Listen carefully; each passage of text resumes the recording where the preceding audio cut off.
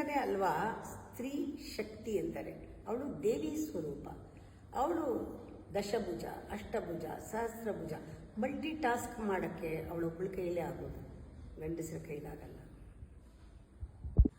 ಒಂದ್ಸತಿ ನಾನು ಯೋಚನೆ ಮಾಡ್ತೀನಿ, ಈ ಇಂಡಿಯನ್ ವುಮನ್, ಭಾರತ ದೇಶದ ಮಹಿಳೆ ಯಾವುದೇ ಪ್ರಪಂಚದ ಯಾವುದೇ ದೇಶದಲ್ಲಿದ್ದರೂ ಯಾವುದೇ ಮೂಲೆಯಲ್ಲಿದ್ದರೂ ಅವಳ ಸಂಸ್ಕಾರದಲ್ಲಿ, ಅವಳ ಕಲ್ಚರ್ನಲ್ಲಿ ಏನೋ ಒಂದು ಬಂದ್ಬಿಟ್ಟಿದೆ. ಅದು ನೋಡಿ, ಗಂಡಸಿಗೆ ಇಲ್ಲದೇ ಇರುವಂಥದ್ದು ಎಲ್ಲನೂ ಕೂಡ ಅಲ್ಲಿ ನೋಡ್ಕೊಳ್ಳಿ.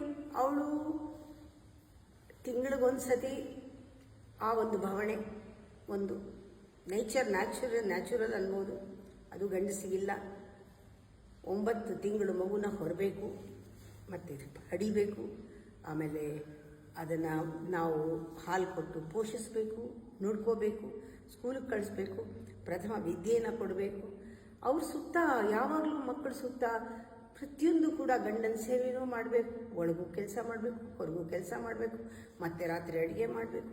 ಈಗೀಗ ಏನೋ ಒಂಚೂರು ಹೆಲ್ಪ್ ಮಾಡ್ತಾ ಇರ್ಬೋದು, ಟೆಕ್ನಾಲಜಿ ಸ್ವಲ್ಪ ಕಂಫರ್ಟ್ ಕೊಟ್ಟಿರ್ಬೋದು, ಆದರೆ ಬೈ ನೇಚರ್ ಆ ಭಾರತ ದೇಶದ ಮಹಿಳೆಯಲ್ಲಿ ಆ ಒಂದು ಕಲ್ಚರ್ ಇದೆ, ಎಲ್ಲಕ್ಕೂ ತಾನು ಜವಾಬ್ದಾರಿ ಅನ್ನೋದು. ಅದನ್ನು ಗಮನಿಸಿ, ಅದು ಒಳಗಿಂದ ಬಂದ್ಬಿಟ್ಟಿದೆ.